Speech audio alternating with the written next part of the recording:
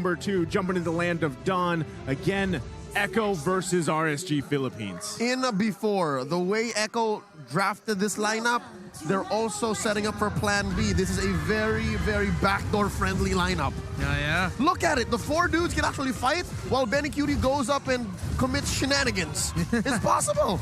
Shenanigans might be the name of the game here. With lineups with multiple options of shenanigans, we might just see a lot of crazy things happen. Carl TZ, let's see if he's gonna go for the full damage build Julian or the hybrid Julian, which does pop up from time to time, where you'll build a sustain item first and then go for a damage item next. Yeah, there's the awesome value prediction. Ladies and gentlemen, you only have a couple seconds left. Don't forget the hashtags as well. Who's going to get more kills, Carl TZ or Demon Kite?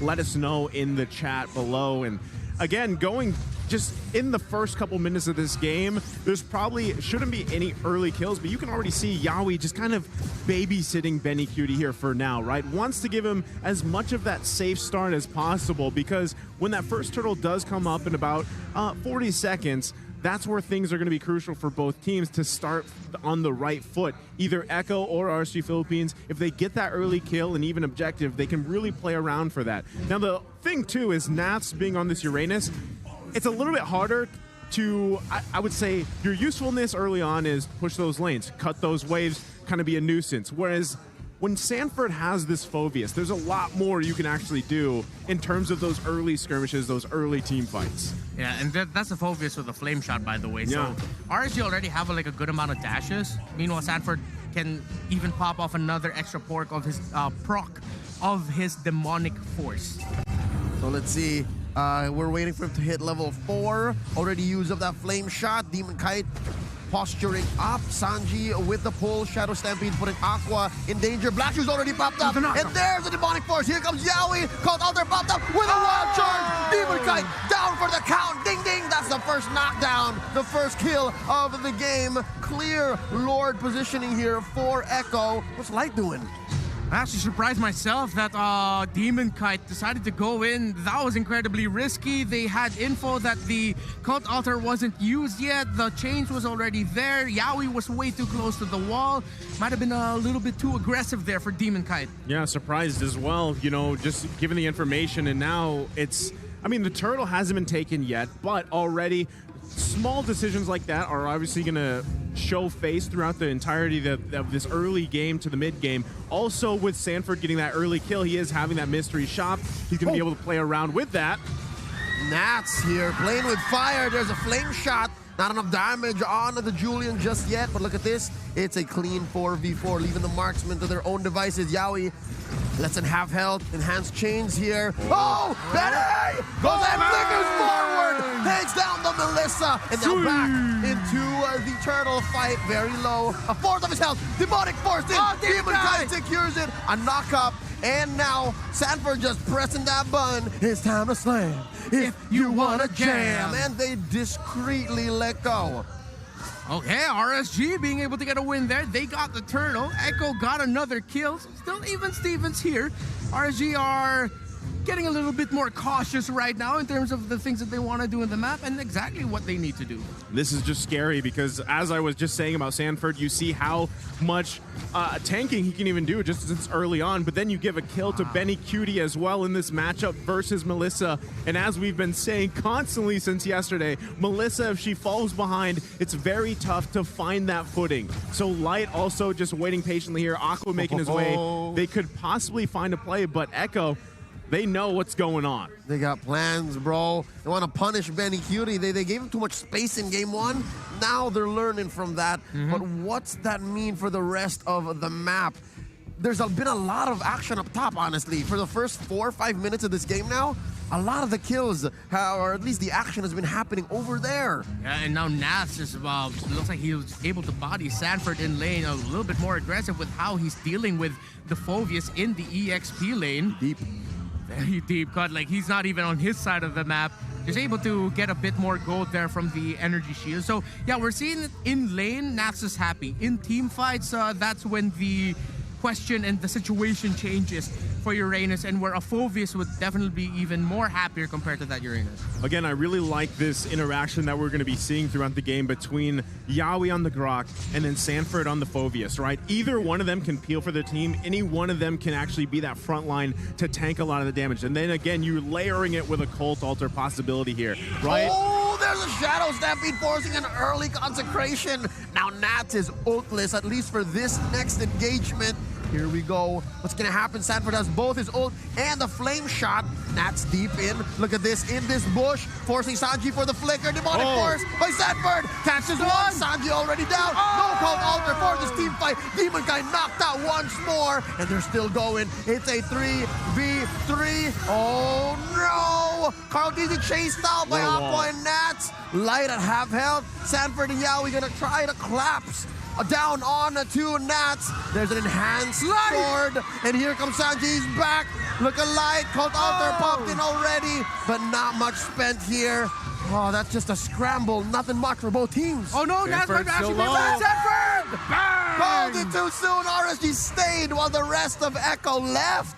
And again, the power of a Uranus and a Lilia together, extended team fights. They thrive in that. As long as they have their key abilities, they're happy with those situations. RSGPH, get the tower in the XP lane, and it looks like it's a free Lord for the Raiders, a free turtle for the Raiders. Not only all that, but yes, again, gold lead now in RSG Philippines' favor. They're grabbing this turtle, just like you mentioned, and all the while, I mean, this is also taking some attention off this gold lane.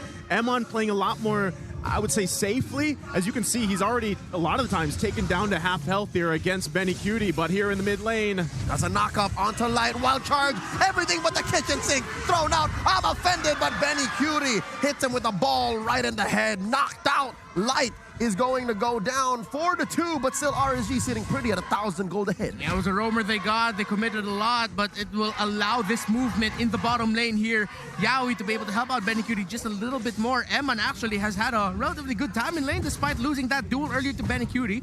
But Benny Cutie being able to rotate the map a little bit more, has 2 kills under his belt. Let's see what RSG Philippines will be able to do in this side of the jungle of Echo.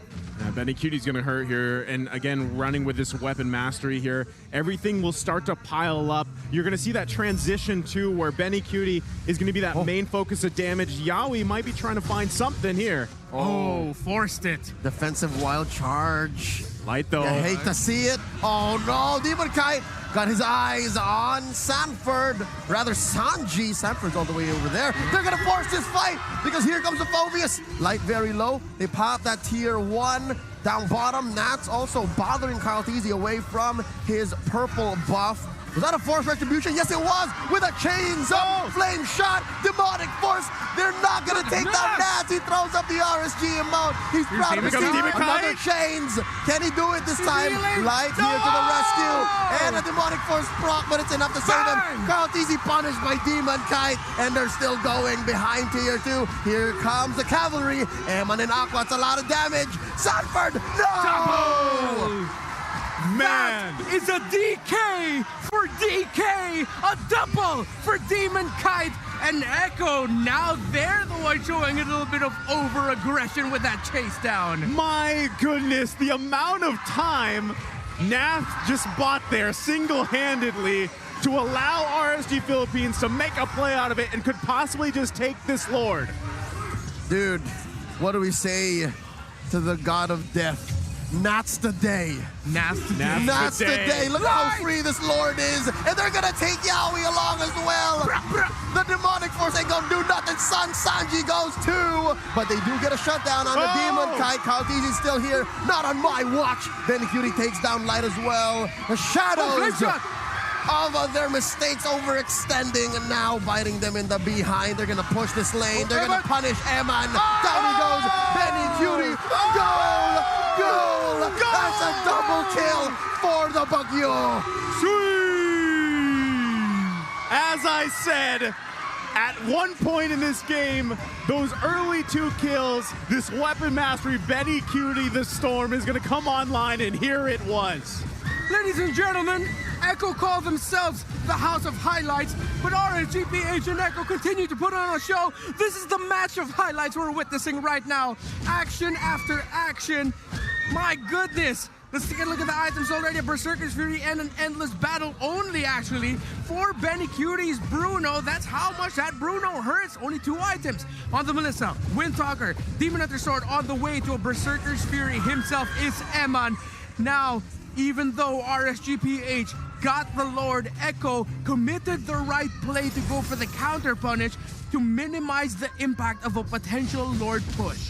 And now from this, with all that being said, more items going to have to be picked up here for RSG Philippines, especially in the defense department, to deal with this burst damage just coming out from Benny Cutie. They would also highly value a kill on Benny Cutie because he's sitting at 5-0, right? At this massive point, shutdown gold if they get it. It's something that RSG Philippines needs, and also the gold lead has been pretty much taken care of at this point. Yeah, no, the 500, almost nothing, but still, the fact that RSG is pushing out, making the whole map red. Oh no, they catch Eman! The poor young Eman goes down. Carlteasy gets him. Demonic Force pushing away the rest of RSG. Light here gets knocked up with the chains, and Sanford still going on. Slam dunking his way underneath here, 2 down bottom. Benny Cutie and Sanji gonna clean up the wave down bottom. Echo clapping back. Wow, Yaoi on the grok, rocking the dome of Eman. Yes, when you wild charge like that, even when the go away is up, you'll be able to get through it.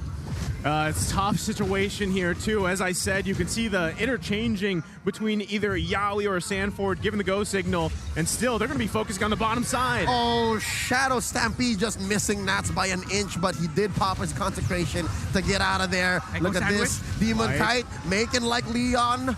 Rather Chris punching that rock. Yaoi's still alive. There's Light. Here we go. Wild charge defensively used. Here comes Light. I'm offended, putting them right where they need them. And Demon Kite gets a DK once more. And Demon Kite gets away with it. Benny Cutie, he's still here. The one-man demolition team taking him down, serving up the double to Sanford. That is now a double hat trick for Benny Cutie. 6 goals in this game. My goodness, even with that impeccable placement and positioning from Light, able to set up RSG Philippines, they can't profit off of it. And now here it is, Echo in full control, going to be taking the Lord, and it's RSG Philippines once again on the defense in Game 2. This is very reminiscent of Game 1, dare I say. A good rally back and forth. Swinging momentum here and there. It's not like RSG can't defend. They're actually picking very good fights. Light with that amazing I'm offended almost ruined Echo. But the fact is they missed out on Benny. Yeah, that Bruno is what they need to get. It's what they need to lock down, shut down. With that Bruno gone, their chances of winning a team fight will get higher. RSG, but now a wind of nature is picked up by the marksman of Echo. It'll be up to Aqua and Nas to disrupt and bring down Benny Cutie as much as they can before Eman and Demon Kite can potentially clean it up. And so they handle the Lord here in the mid lane. They do lose that tier 2 turret. They've lost pretty much all of them except that top one. They're trying to hold on to it the best they can. But still, like you guys mentioned, the answer is how do you get Benny Cutie? Here comes the conceal. Oh, he hits it. The nail on the head, serving it up to Benny Cutie once more. And the Guardian's Barrier keeping them away from going home. Aqua very low. Sanford gets his Cult Alter extra HP pop. Look at the damage on that. Even with the consecration. He hates those balls. Nas right now feeling like the back of a net. Still able to survive through all that. The threat of Echo is here. Can they end this game here? What will they do in this push? Oh, very good Highland defense, though, even with just the 3 of them here in mid. Eman, Aqua, and Nats, very good at keeping them away. That's one thing I guess you have as Nats, is yes, you can dive deep, but you can also put up a good barrier between Eman and Aqua and the rest of Echo. Yeah, but I mean, Echo is just doing a great job at putting up a barrier to Benny Cutie. I mean, wherever he goes, it's either you have to deal with Yaoi on the grok, or, I mean, even the Stampede pulling people away, displacing RSG Philippines. They're having a heck of a time to, again, getting to Benny Cutie. That is the main goal here for RSG Philippines. Nats doing work, trying to give the vision available to RSG Philippines, but right now it's such a tough matter ahead of them, as now the purple buff is also going to be taken from their hands. Yo, Kite is purpleless. It's Grand Theft Purple here in the House of Purple. Echo owns the map. Echo owns your buff. They're about 5K ahead. RSG, man, they gotta shut down Benny. I guess that's solution number one. It's so easy to say, but it's so hard to do. And again, Echo have drafted a lineup that will make Benny Cutie shine. Game number one, their Melissa had everything she needed to shine. Now the Bruno has everything he needs to become an all-star in this game. Everything and so and far, more. everything and more. When you have a Phobius and a Julian with you and a Grok to peel and provide space, you are going to be one happy camper as a Bruno, just kicking that ball away. Look at that. Look at the damage here on this Lord. Fucking crits, 4 digits. Demon Kite way too far. They might just have to give this one up. Yeah. No, Too fast, Demon too Kite on the furious. top side. This could very well be a similar position where we were saying, what if in game one that they were able to allow Demon Kite to possibly push another lane, split push, get into the base. This could end up being that scenario. But right now, Echo, they're going to go ahead and manage these lanes, wait for the Lord to come up, and then march into the base. The biggest problem right now for RSG, the lack of an anti-harass. No item that could potentially lower the damage being dealt out by this Bruno. They had to build other paths. They had to build Athena shields. They had to build magic defense, healing reduction because of the other tools that Echo have. Now at this point, very late into the game, will they have the right tools to potentially get that Bruno down? Can they survive the onslaught of the front line of Echo to potentially even get to the Bruno to finally shut that footballer down? Well, here we go. We're going to find out. Lord on the top side, they're holding on to these base turrets. Who's going to give the go signal here? There's a knock up on the Nats while Lord charges into that tier 3 up top. Already the base of RSGPH penetrated. It looks like they have their eyes on mid lane this time, unless Echo's thinking of a kill. Can they? There's a conceal play by Yaoi, the lover boy, looking to get one. Benny Cutie smashing that inhibitor, making easy work of it. Eman, oh, there's a wild charge, displacing Demon Kite with a slam dunk competition. Sanford. Already committed by Sanford. No more extra life on him. There's a knock up, giving space for Sanford to retreat. Echo happy with the 2 tier 3 turns they took. Again, the layers upon layers of crowd control, and in game number one has translated into layers upon layers of dive. So much dive that RSG needs to deal with, that even though it looks like they'll find an opening to turn a team fight around, suddenly they have to disperse. They have to watch their positioning, space themselves out, put themselves further away from Echo, further away from being able to damage, because you've got a Phobius just jumping all over your head. That's what I'm saying. Like, the hardest thing here for RSG Philippines is juggling with all the layering that's happening and being thrown at them, right? I mean, you have to worry about demonic force, you have to worry about that wild charge, and meanwhile, while all this is going on, you're like, man, how do we get to Benny Cutie? And then when you actually get to him, the cult altar is popped, you have to disengage again. So constantly, RSG Philippines on the back foot here, and this, again, they're gonna kind of be forced to just play from their base and hope that they don't get set up by most likely Yaoi. Once that conceal, that wild charge play comes out, it is going to be crucial for them to disengage from that and live through it and then start from there. The thing is, in 20 seconds, that next Lord is going to be up. Do they actually want to contest this one? Because if that one does get taken by Echo, it's going to be much harder to not let it be a game-winning Lord push. The miserable situation that RSG is in, because yeah, they can win team fights, but they have to be inside the base. But also they're thinking, yo, we can't give him this Lord anymore. It's too much already. We're gonna lose all our turrets, and the next thing we know, Benny's kicking balls into our base. That's where RSG is right now. Oh, they're going in. Demon Kite making his way too. Also, Benny Cutie has the immortality available now as well, so it's going to be even harder here. But they're fighting for space. They might just reset the Lord for now. Both teams know how crucial this could be, because honestly, if somehow RSG Philippines does take this Lord, it's even going to be a great push for them, despite everything that's happened in the past 5 minutes or so. Oh, the confidence that RSG is showing, man. It's not like Echo has 6K ahead. It doesn't feel like it because of how they're forcing the issue here. But wait, Demon Kai's a little too far off. They can't contest this. Yeah, they won't be able to. Demon Kai showed himself up top. Echo can just rush this Lord. They know. Sanford with the demonic force, and Benny Cutie and Carl, of course, just raining down the damage. But Aqua! What? There's shenanigans, skullduggery, manipulation, schemes afoot. How did he do that at the cost of life? I'll take that any day. Aqua's popping. Aqua's locking. Aqua's stealing. That's a victory walk. That's a the victory walk. Yeah, skip. Go ahead, skip, Aqua. I got away with you it. You deserve that. We're still going. Saving the game for RSG at a clutch moment.